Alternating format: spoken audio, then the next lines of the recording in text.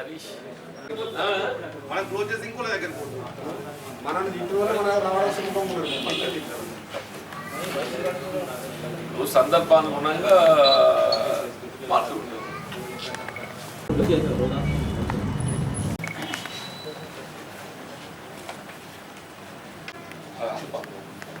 చెప్తాయి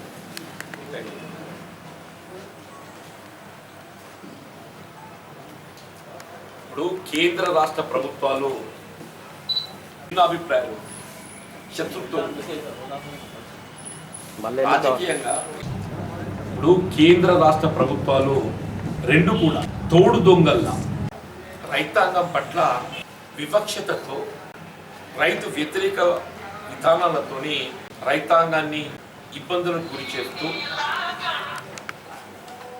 చివరికి ఏదైతున్నదో ఈ మధ్య కేంద్ర ప్రభుత్వం చేపట్టినటువంటి నూతన వ్యవసాయ విధానం ఏదైతే నూతన వ్యవసాయ చట్టాలను చేపట్టబడడం జరిగిందో దానికి అనుగుణంగా వీళ్ళ కాంట్రాక్ట్ వ్యవసాయం అని ఫ్రీ ట్రేడింగ్ అనేటువంటి ఒక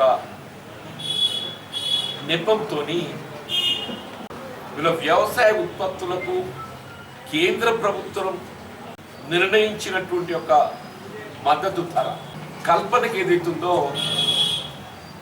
ఆ నూతన వ్యవసాయ చట్టాలలో ఏ విధమైనటువంటి ఒక అష్యూరెన్స్ ఎంఎస్పీకి ఏదైతుందో మినిమం సపోర్ట్ ప్రైస్కు రక్షణ లేకపోవడంతో ఇలా రైతాంగం ఆందోళనకు గురవుతూ ఉత్తర భారతదేశంలో ఏ విధంగా దేశ రాజధాని ఢిల్లీని నిర్బంధించడం జరిగిందో మనం గమనించుకొని చెప్పండి.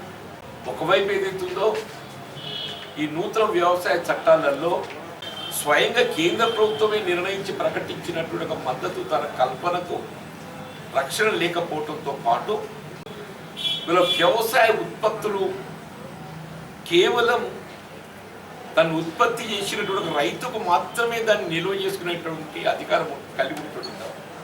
దాన్ని ఏదైతున్నదో ఇవాళ వ్యాపారస్తులకు కూడా ఈ వ్యవసాయ ఉత్పత్తులను నిల్వ చేసుకునేటువంటి అవకాశాన్ని కల్పించడంతో వీళ్ళ పెట్టుబడిదారులు అదానీ అంబానీ లాంటి బడా వ్యాపారస్తులు వాణిజ్యవేత్తలు ఏదైతున్నదో రైతాంగానికి మద్దతు ధర కల్పించలేకపోవడంతో పాటు ఇటు రైతాంగాన్ని దగా చేయడంతో పాటు అటు ఈ అక్రమ హోర్డింగ్తో అక్రమ నిలువలతో వినియోగదారులకు కూడా ఏదైతుందో ఇవాళ అధిక భారంతో ఏదైతుందో అంటే కృత్రిమ కొరతలు సృష్టించి వినియోగదారులపై కూడా భారం వేసేటువంటి అవకాశాన్ని లేదా కేంద్ర ప్రభుత్వం నూతన వ్యవసాయ చట్టాలతోని అటు రైతాంగాన్ని దోపిడీ గురయ్యే విధంగా దాంతోపాటు ఇటు వినియోగదారులు కూడా దోపిడీ గురయ్యే విధంగా బోత్ సెక్షన్ కేవలం వర్తక వాణిజ్య వర్గాల సంక్షేమాన్ని మాత్రమే అవకాశం కల్పించే విధంగా ఈ వ్యవసాయ చట్టాలు రూపొంది. కాబట్టి నూతన వ్యవసాయ చట్టాలను పూర్తి స్థాయి లోపల అమలు నిలిపివేయాలి. అప్పుడు మాత్రమే ఇటు రైతాంగానికి ఏదైతున్నదో ఇటు మద్దతు ధర కల్పనకు సంబంధించి అష్యూరెన్స్ కల్పింపబడే విధంగా చట్టాన్ని రూపొందింపచేయటం, వ్యాపారస్తులు ఏదైతుందో ఈ అక్రమ హోర్డింగ్ నిల్వలు చేయకుంటే ఏదైతుందో ఆంక్ష గతంలో ఏ విధంగానైతే కేవలం లిమిటెడ్ పీరియడ్ అనుమతులతో మాత్రమే వ్యాపారస్తులకు అవకాశం కల్పించడం జరుగుతుంది. కేవలం ఉత్పత్తిదారుడికి మాత్రమే ఏ విధమైనటువంటి ఆంక్ష లేకుండా నేను ఈసారి ఉత్పత్తి చేసిన పంట నాకు ఆశించిన ధర లభిస్తలేదు అని చెప్పి భావిస్తే దాని ఒక 6 మాసాల సంవత్సరం కూడా నిలిపేసుకునే అవకాశం లేదు. వ్యాపారస్తులకు ఆ విధంగా కాదు, only with the permission of the government, only with the permission for a limited period మాత్రమే వాళ్ళు నిల్వ చేసుకునే అవకాశం. అప్పుడు మాత్రమే వినియోగదారుడికి ఏదైతుందో ఈ కృత్రిమ కొరత ఏర్పడేటువంటి అవకాశం ఉంటుంది. నేను ఒక విధంగా చెప్పాలంటే రాజకీయాలకు అతీతంగా ఇవాళ దేశం మొత్తంలో కూడా కేవలం భారతీయ జనతా పార్టీ మినహా ఇతర రాజకీయ పార్టీలన్నీ కూడా ఈ నూతన వ్యవసాయ చట్టాల అమలు ఏదైతుందో నిలిపివేయాలి, రైతాంగానికి మద్దతు ధర కల్పన కొరకు ఏదైతుందో ప్రభుత్వం అండగా నిలవాలి అనేటువంటి ఒక భావనతో గత 2 వారాల నుండి దేశంలో ఊహించని రీతిలో ఇవాళ ఏదైతుందో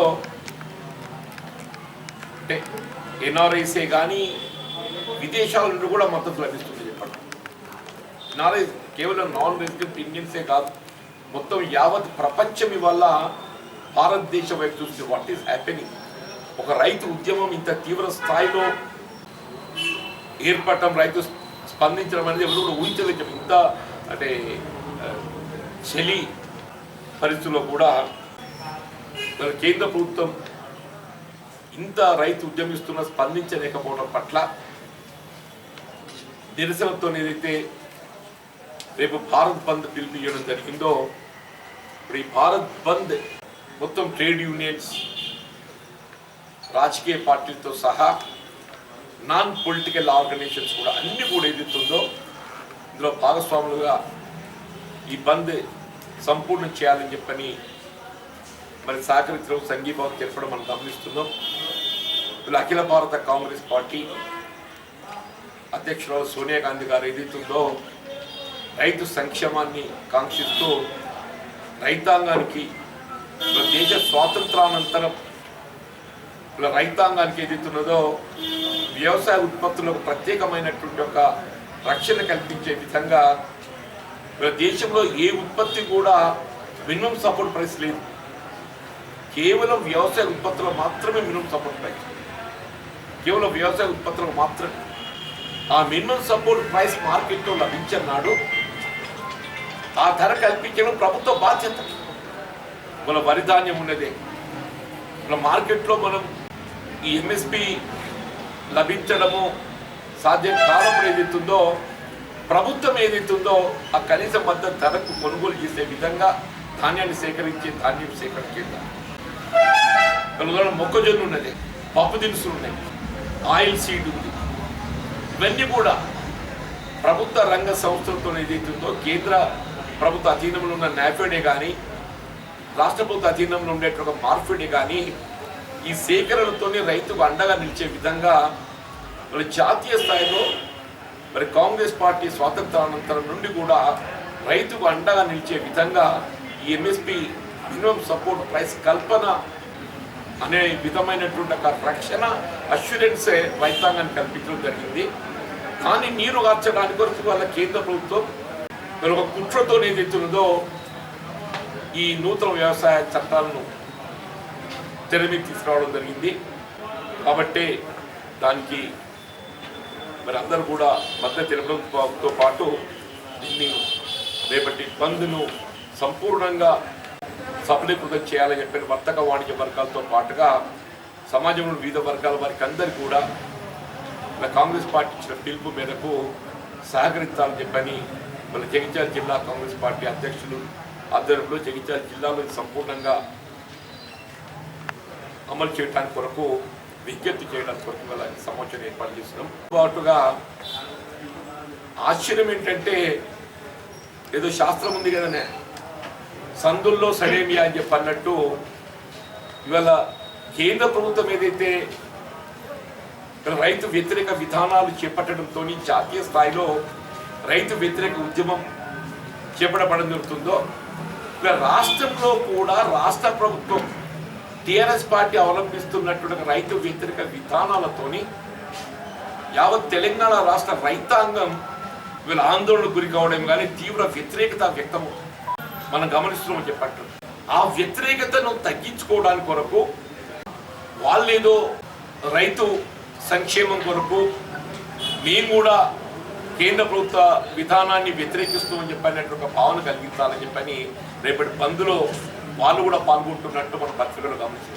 ఇవాళ మీరు బంద్కు సహకరించడం పాల్గొనంత మాత్రాన మీరు చేసిన పాపాలు పోవు, మీరు చేసిన పాపాలు పోవు అని చెప్పండి. నిజంగానే మీకు చిత్తశుద్ధి ఉన్నట్టయితే వీళ్ళ కేంద్ర ప్రభుత్వానికి వ్యతిరేకంగా మీరు భారత్ బంద్కు సహకరించడం కాదు. This is only one part. ఇది రైతుల యొక్క దృష్టిని మళ్లించడానికి మీరు చేస్తున్నటువంటి యొక్క కుట్రగా భావించక తప్పదని చెప్పండి. నిజంగానే మీరు రైతు సంక్షేమాన్ని కాంక్షించే వాళ్ళు అయినట్టయితే రాష్ట్రంలో అకాల వర్షాలు అతివృష్టితోనేదైతే పూర్తి స్థాయిలో పంట నేల కొరిగిపోవడం, ఏమైనా మిగిలిన పంట ఉంటే చీడపురుగు ఆశించి మనకు గత సంవత్సరానికి ఈ సంవత్సరానికి 50% దిగుబడి కూడా మనం పొందలేము. ఇప్పుడు అధికారిక అంచనాలకు అనుగుణంగా 50 లక్షల ఎకరాలలో వరి సాగు విస్తీర్ణత సాగు చేయడం జరిగింది. 50 లక్షల ఎకరాలు అంటే ఆన్ అండ్ యావరేజ్ ఎకరా 20 క్వింటల్ అయినా కానీ 100 లక్షల మెట్రిక్ టన్నులు మనకు ధాన్యం దిగుబడి రావాలి. 100 లక్షల మెట్రిక్ టన్నులు. ఇవాళ మీరు ఎక్కడే గమనించండి, గత సంవత్సరం కంటే ఈ సంవత్సరం దిగుబడి సగానికి కూడా రావటం లేదు, సగానికి రావటం. ఈవెన్ యూ టేక్ జగిత్యాల జిల్లా ఆల్సో.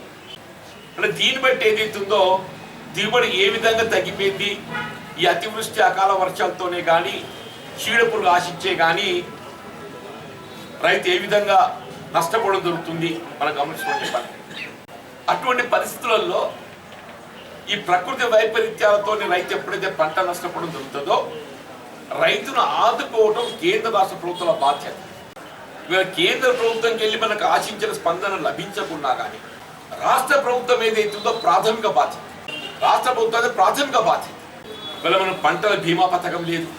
వాస్తవంగా పంటల బీమా పథకంలో 25% కేంద్ర ప్రభుత్వం ప్రీమియం చెల్లిస్తే 25% రాష్ట్ర ప్రభుత్వం ప్రీమియం చెల్లించింది. అటు కేంద్రం తన బాధ్యత నుండి వైదొలిగింది, ఇటు రాష్ట్ర ప్రభుత్వం తన బాధ్యతను వైదొలిగింది. రైతుకు ఏ విధంగా కూడా ఈ నష్ట పరిహారాన్ని పొందే అవకాశం లేదు. కేవలం ప్రభుత్వం నుండి సహాయం పొందడం మినహా.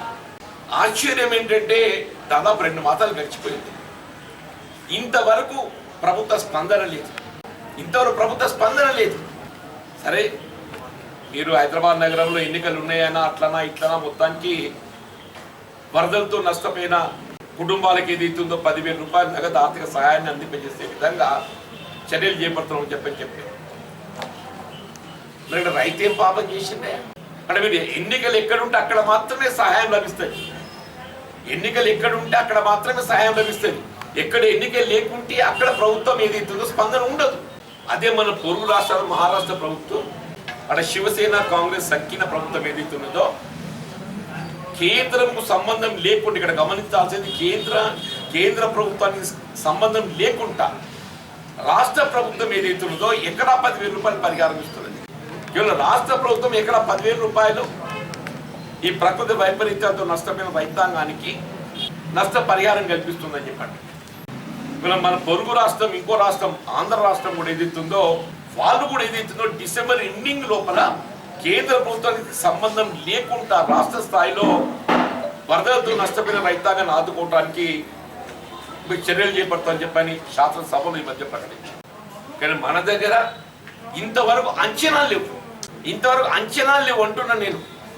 నిజంగానే రైతు సంక్షేమాన్ని కాంక్షించే వాళ్ళైతే సరే, కేంద్ర ప్రభుత్వానికి వ్యతిరేకంగా కనీసం మద్దతు ధర కల్పనకి ఏదైతుందో జాతీయ స్థాయిలో ఇవ్వబడ్డట్టు ఒక భారత బంధుకు మీరు సహకరిస్తామని చెప్పిన ముందుకు వస్తున్న సంతోషం నాయన. కానీ మీ సంగతి కూడా ఆలోచన చేయండి అని చెప్పంటున్నాం ఇక్కడ. మీ సంగతి కూడా ఆలోచన చేయండి. అతివృష్టి అకాల వర్షాలతో నష్టపోయిన రైతాంగాన్ని ఆదుకోవటానికి వరకు మీ బాధ్యత గుర్తుంచుకొని ఆ సహాయం చేపట్టండి. నెంబర్ 2, వ్యవసాయకంగా ఏదైతుందో ప్రభుత్వము రైతుకు సూచనలు సలహాలు ఇస్తుంది. కానీ ఇక్కడ ఏమైంది, సన్న రకాలు అని చెప్పి నిర్బంధంగా సాగు చేపించడంతో వీళ్ళ కామన్ వెరైటీకును ఈ ఫైన్ వెరైటీకి ఈ సన్న రకాలకు ఏదైతుందో దిగుబడి మనకు 5 నుండి 10 క్వింటల వ్యత్యాసం కనబడుతుంది. ఇలా మీరు ఏ రైతులను కదిలియండి అని చెప్పంటారు, ఏ రైతులను కదిలియండి, కన్నీటి పర్యంతమవుతుండని చెప్పి 5 నుండి 10 క్వింటల్ అంటే ఎకరా 10,000 రూపాయలు కేవలం సన్న వడ్లు ప్రభుత్వం ఏదైతుందో నియంత్రిత సాగు అనే నెపంతో నిర్బంధంగా సన్న రకాల సాగు చేపించడంతో ఎకరా 10,000 రూపాయలు అదనంగా నష్టపోయింది అని చెప్పి. ఇవాళ సన్న రకాలు ఏదైతే ప్రభుత్వ విధానానికి అనుగుణంగా సాగు చేయడం జరిగిందో వారిని ఆదుకోవటం ప్రత్యేకంగా ప్రభుత్వ బాధ్యత. స్వయంగా ముఖ్యమంత్రి గారే నాకు ఆశ్చర్యం ఏంటంటే అక్కడ తుపాకీ ఎన్నిక జరిగేప్పుడు చెనగామలో ఒక సభలో ఎకసక్యంగా అక్కడ రైతు అంటే ఒక విధంగా ఎకసక్యంగా అంటే అపహాస్యంగా నేను సన్నడ్లు పెట్టుకున్నోని నాకు గాయంత సొయ్యలేదా, నేను 100-150 ఇయ్యనా, ఏంటి అనుకుంటున్నారా? ఒక ఎకరం వెనుక ఏదైతుందో 10,000 రూపాయలు నష్టపోతుంటే, ప్రతి క్వింటల్కి 500-600 రూపాయలు నష్టపోతుంటే నాకు సోయలేదా, నేను ఇయ్యనా 100-150, ఇదా నీకు రైతు అంటే? అంత చిన్న చూప రైతు అంటే. ఇవాళ ఏమంటాడు, నేను ఇస్తాను అవునది నాకు, కానీ కేంద్రం ఏదైతుందో నాకు అడ్డుపడుతుందని చెప్పండి. ఇప్పుడే నీకు ఇస్తాను, కేంద్రం అడ్డుపడ్డది ఎక్కడ అంటున్నా, నువ్వు ఇస్తానే కేంద్రం అడ్డుపడ్డది ఎక్కడ అని చెప్పి అంటున్నా. వీళ్ళు కేంద్ర ప్రభుత్వం, ఫుడ్ కార్పొరేషన్ ఆఫ్ ఇండియా, భారత ఆహార సంస్థ వాళ్ళు ఎప్పటికీ మద్దతు ధర నిర్ణయిస్తారు. నేను ముందు పేర్కొన్నది ఆ కనీస మద్దతు ధర కల్పన చెప్పి నేను ఇక్కడ ఏంటి, వాళ్ళు ఒక మద్దతు ధర నిర్ణయిస్తే ఆ మద్దతు ధర కల్పనకి ఏదైతుందో కేంద్ర ప్రభుత్వం బాధ్యత. దాని మీద అదనంగా చెల్లింపు చేసేటువంటి ఒక పరిస్థితి ఏర్పడితే దాన్ని ఆ రాష్ట్ర ప్రభుత్వాలు బాధ్యత తీసుకోవాలి. వీళ్ళు కేంద్ర ప్రభుత్వం food Corporation of India grade 1 variety 1888 1888 రూపాయలు నిర్ణయించి, ఆ 1888 రూపాయలకి ఏదైతుందో కేంద్ర ప్రభుత్వం బాధ్యత. మనం అనేది ఏంటి, నువ్వు సన్న రకాలు నిర్బంధంగా సాగు చేయించినావు కాబట్టి ఆ 1888 గిట్టుబాటు కావటం లేదు, దానికి అదనంగా ఒక 500-600 బోనస్ ఇవ్వాలని చెప్పండి. RS 2,500 రూపాయలు క్వింటల్ కొనుగోలు చెప్పమని చెప్పి, లేక ఎకరానికి ఒక 10,000 రూపాయలు ఏదో పరిహారం ఇప్పమని చెప్పి అంటున్నాం. కొన్ని రుణ యంత్రాంగంతో ఏదైతుందో ఎక్కడెక్కడ సన్న రకం సాగు చేసిండో నీకు 24 గంటలు నివేదికలు వస్తాయి. నీ రెవెన్యూ శాఖ ఉన్నది, నీ వ్యవసాయ శాఖ ఉన్నది, కానీ ఏంటి నీకు రైతు అంటే ఏదైతుందో ఇక్కడ ఓట్లేదు, ఇక్కడ ఓట్లేదు.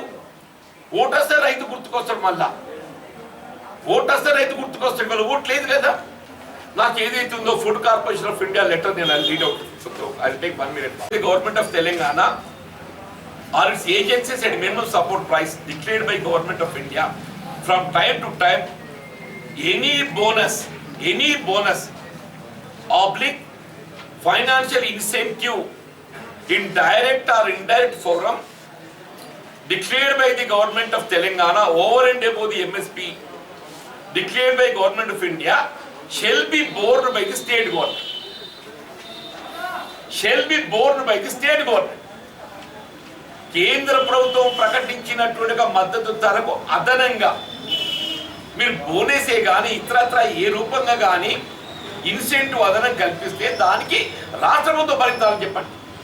ఇంకేమన్నది, if the overall procurement of the state if the overall procurement of the state that is ఇక్కడ if the overall procurement of state is in excess of the total allocation of the state made by the government of India, such excess quantity shall be treated to be outside the central.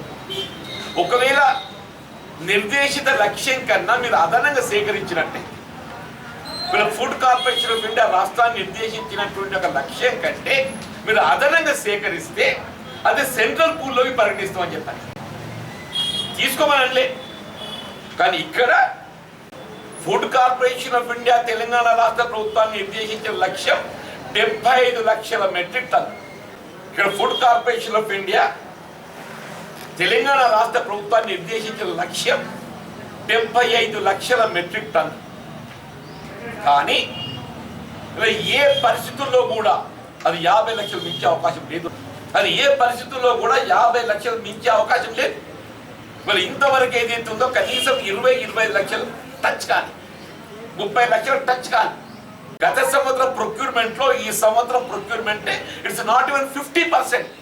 నీకు ఒకవైపు ఏదైతుందో కేంద్ర ప్రభుత్వము నిర్దేశించిన లక్ష్యం, food Corporation of India నిర్దేశించిన లక్ష్యం నీ రీచ్ అయ్యేటువంటి అవకాశం లేదు. నీ ఫుడ్ కార్పొరేషన్ ఆఫ్ ఇండియా నీకు అడ్డుపెట్టింది ఎక్కడనే అని ఉమ్మడి రాష్ట్రంలో నువ్వు వ్యవసాయ ఉత్పత్తులు అన్నింటిగా బోనస్ ఇచ్చిండ్రు, పప్పు దినుసులకు ఇచ్చిండ్రు. ఈవెన్ వరి ధాన్యం మీద కూడా 50 రూపాయలు ఇచ్చిండ్రు. ఒకనాడు వరి ధాన్యం మీద కూడా 50 రూపాయలు ఇచ్చిండ్రు. నీకు నిజంగానే రైతులు ఆదుకోవాలని సంకల్పం ఉన్నట్టయితే నువ్వు అవసరం వస్తే దేవునితో కొట్లాడుతూ అంటావు కదనే, నువ్వు అవసరం వస్తే దేవునితో కొట్లాడుతూ అంటావు కదా. రైతు కొరకు ఏదైతుందో కేంద్ర ప్రభుత్వం ఎదిరించలేవా అనే నువ్వు, నీకు నిజంగా చిత్తశుద్ధి ఉన్నట్టయితే అసలు ఏ విధమైన ఆంక్షలు లేవు. నిజంగా నీకు చిత్తశుద్ధి ఉంటే నువ్వు భారత బంధువు సహకరించు నాయన. నెంబర్ 1, ప్రకృతి వైపరీత్యాలతో నష్టపోయిన రైతును ఆదుకోవటానికి కొరకు ఏది ఇస్తుందో కేంద్ర ప్రభుత్వంతో సంబంధం లేకుండా ప్రతి ఎకరాకు 10,000 రూపాయలు కల్పించడం నెంబర్ 1. నెంబర్ 2, సన్న రకం సాగు చేసిన రైతును ఆదుకోవటానికి కొరకు ఏది ఇస్తుందో ఇది నీవు రైతును కేవలం నియంత్రిత సాగు అనే నెపంతో నిర్బంధంగా చేపించిన సాగు కాబట్టి నువ్వు ప్రత్యేకంగా ఇన్సెంటివ్, బోనస్, ప్రత్యేకమైన ధర ప్రతి క్వింటల్కి 500 నుండి 600 రూపాయలు కల్పించే బాధ్యత నీవు అది కల్పించు ఆయన. నీకు నిజంగా చిత్తశుద్ధి ఉంటే అని చెప్పండి. వీళ్ళ మొక్కజొన్న మీరందరూ గమనిస్తుంది. కేంద్ర ప్రభుత్వంకి వెళ్ళి మాకు ఆశించిన సహకారం లేకున్నా కానీ నేను మార్కెట్తో సేకరిస్తున్నాను చెప్పండి. వీళ్ళు కేవలం వ్యవసాయ శాఖ అధికారుల నిర్లక్ష్యంతో కేవలం నామమాత్రంగా సాగు నమోదు చేయడంతో ఇవాళకి 25% ప్రొక్యూర్మెంట్ లేదు. 25% ప్రొక్యూర్మెంట్ లేదు. ది రెస్ట్ ఆఫ్ 75% కల్టివేషన్ సాగు ఏదైతున్నదో వ్యవసాయ శాఖ అధికారుల నిర్లక్ష్యంతో ఆన్లైన్లో నమోదు చేయలేకపోవడంతో ఆ సేకరణకు ఇవాళ ఆంక్ష. సరే, నేనంటే అబద్ధం చెప్తున్నట్టు రాజకీయం. స్వయంగా జిల్లా కలెక్టర్లు వాళ్ళ రిపోర్ట్ పంపించారు. తెలంగాణ రాష్ట్రంలో ఉన్నటువంటి వివిధ జిల్లా కలెక్టర్లు ఏదైతున్నదో వీళ్ళ వ్యవసాయ అధికారులు ఏదైతుందో వీళ్ళ మొక్కజొన్న సాగుకు ఫీల్డ్ ఇన్స్పెక్షన్ సక్రమంగా చేయలేకపోవడంతో పూర్తి స్థాయి లోపల నమోదు చేయలేకపోయినారు ఆన్లైన్లో. ఇంకో ఇంత ఎక్స్టెంట్ తప్పిపోయింది. ఈ ఎక్స్టెంట్ సేకరించడానికి అనుమతి ఇవ్వని చెప్పిన రాష్ట్ర ప్రభుత్వం నివేదించింది 15 రోజులు ఇవ్వాలి. ఇంక్లూడింగ్ జగిత్యాల కలెక్టర్ స్పందన లేదు. గదే నామమాత్రంగా 25% మొక్కజొన్న సేకరించడం తప్ప ఇప్పటి రైతు దగ్గర అట్లే పడిపోయింది మొక్క. కలెక్టర్ గారితో మాట్లాడితే ఆమె ఏం ప్లేస్ అంటాడు, నాకు ఇంకా ప్రభుత్వంకి వెళ్ళి ఆదేశాలు రావాలంటాడు. కమిషనర్ గారితో మాట్లాడితే మంత్రి గారి దగ్గర ఉందని చెప్పండి. మంత్రి గారితో మాట్లాడితే ప్రగతి భవన్ ఉన్నది. మన దొర గడి తలుపులు ఎప్పుడు తీయాలి, ఆయనకి ఎప్పుడు రైతు గుర్తు రావాలి. నేను దాన్ని చిత్తశుద్ధి ఉంటే గజ్జయిన ఆయన. థర్డ్ చెప్తున్నాను, ఇవన్నీ నీకు ఆన్గోయింగ్ చెప్తున్నాను నేను. నువ్వు మొన్నటి ఎన్నికలు ఏదైతుందో రుణమాఫీ 1,00,000 రూపాయలు ప్రకటించినవే. ఇంతవరకు కేవలం 25% లోబడి మాత్రమే అమలు చేయడం జరిగింది 2 సంవత్సరాలు. రెస్ట్ ఆఫ్ ది ఫార్మర్స్ వాడు మిత్తి కట్టుకుంటుండే. వాడు మిత్తి కట్టుకుంటున్నాడు. ఆఖరి నువ్వు చేసే మాఫీ ఏదైతుందో అది మిత్తికి సరిపడదు అని చెప్పి అంటున్నా. ఎందుకు నీకు రైతు పట్ల వివక్షత అని చెప్పి అంటున్నా. ఏమనంటే రైతు బంధు అంటాడు. నిజంగానే రైతు బంధు ఇది వెల్కమ్, చాలా సంతోషం నాయన. నువ్వు రైతు బంధు అమలు పట్ల ఏదైతుందో భిన్నాభిప్రాయం లేదు. కానీ నువ్వు ఉమ్మడి రాష్ట్రంలో అమలు చేయబడినటువంటి రైతు సంక్షేమ కార్యక్రమాలు, రాయితీలు అన్ని కొనసాగిస్తూ దాన్ని అదనంగా రైతు బంధు ఉమ్మడి రాష్ట్రంలో అమలు చేయబడినటువంటి రైతు సంక్షేమ కార్యక్రమాలు, ఉమ్మడి రాష్ట్రంలో కల్పించినటువంటి రాయితీలన్నీ కొనసాగిస్తూ నువ్వు అదనంగా రైతు బంధు అవన్నీ కోత పెట్టి అవన్నీ ముడేసి ఇవన్నీ రైతు బంధు ఇస్తున్నా అని చెప్పారంటే ఇప్పుడు రబీ ఇంతవరకు రైతు బంధు లేదు. రబీ ఏదైతున్నదో వీళ్ళు దుక్కి నారు పోసుకున్నారు. అందరూ సీజన్ ఆరంభమైంది. రైతుకు పెట్టుబడి ఇప్పుడు కావాలి. వాస్తవంగా ఏదైతుందో ఇది పెట్టుబడి సార్. మనకు ఏదైతుందో ఖరీఫ్ ఆశించిన దిగుబడి రాలేదు, పెట్టుబడి కూడా పొందలేకపోయినాం. వీళ్ళు పెట్టుబడి సమకూర్చుకునే పరిస్థితి లేదు. ఇవాళ రైతుకు ఏదైతుందో ఒక ఆత్మస్థైర్యం కల్పించడానికి వీళ్ళు తక్షణమే మీ రైతు బంధు అవసరం ఇవ్వాలి ఉందని చెప్పండి. ఇంతవరకు స్పందన లేదు. నేనేమంటున్నా, ఇవన్నీ చెప్పి ఇవి ఏవైనా నిజంగా నీకు చిత్తశుద్ధున్నట్టు ఇవన్నీ చేయి. నేను చెప్పిన 5 పాయింట్లు చెప్పినా, ఈ 5 పాయింట్లు చేయను ఆయన. అంతేగాని ఏదైతుందో చేసిన పాపం గడిగేసి కూడా పోతుంది అన్నట్టు నేను సందేహం అంటారా. ఇప్పుడు ఏం చెప్తున్నాను, ఆ సంధిలో సడేమి అన్నట్టు ఏదైతుందో ఈ యొక్క 10 మంది నేను కొన్ని అంతా కథమైపోతుంది అని చెప్పాను అనుకొని నేను కూడా బంధువు మద్దతు తెలుపుతున్నా అని చెప్పంటే నువ్వు తీర్మానం ఎందుకు చేయలేదు అసెంబ్లీలో? వీళ్ళు వివిధ రాష్ట్రాలలో శాసనసభలో తీర్మానాలు ఆమోదింపజేసింది. ఎక్కడెక్కడైతే ఏ రాష్ట్ర ప్రభుత్వం అధికారంలో ఉన్నదో అవన్నీ కూడా వీళ్ళ కేంద్ర ప్రభుత్వం ప్రవేశపెట్టినటువంటి ఒక చట్టాలు నల్ల చట్టాలుగా పేర్కొంటూ అవి మేము అమలు చేయము, వాటి ఉపసంహరింప చేసుకోవాలని చెప్పని ఇవాళ పంజాబ్ చేసింది, మొత్తం రాష్ట్రాలు చేసినాయి. బీజేపీ ఇతర రాష్ట్రాలు ఎక్కడెక్కడ ఉన్నాయో వాళ్ళందరూ చేసి, తెలంగాణ రాష్ట్రం మాత్రం నీవు ఎందుకు చేయలేదు అంటున్నాడు. మొన్నేదో పెట్టి చేసినావు కదా మున్సిపల్ ఎన్నికల చట్టాన్ని, మున్సిపల్ ఎన్నికల చట్టాన్ని ఏదైతుందో నెల రోజుల కింద పెట్టుకొని చేసినావు కదా, దాన్ని ఇది కూడా కలపాలని చెప్పాను. నువ్వు తీర్మానం చేస్తే నీ అభిప్రాయం వ్యక్తమవుతుండే కదా. ఇలా పరిస్థితి తీవ్రంగా కనబడుతుంది, దేశమంతా పరిస్థితి తీవ్రంగా కనబడుతుంది. కాబట్టి ఏదైతుందో సరే ఎందుకైనా మంచిది, దీన్ని కలిసిపోతే మందల కలుతా నేను కూడా అని చెప్పని ఇలా మందల కలుతా. నువ్వు కలితే కల్తివి అయ్యో ఏదైనా నీకు జ్ఞానోదయం మీద సంతోషం నాయన అంటున్నా, ఏదైనా నీకు జ్ఞానోదయం మీద సంతోషం అంటున్నా. ఆ చేసిన పాపాలు కడిగేసుకోవడం పోతే అని చెప్పంటే నీ నిజంగా చిత్తశుద్ధి ఉన్నట్టయితే నేను పేర్కొన్న అంశాల మీద ఇప్పటికైనా సత్వరం ఏదైతుందో చర్యలు చెప్పండి. Thank you.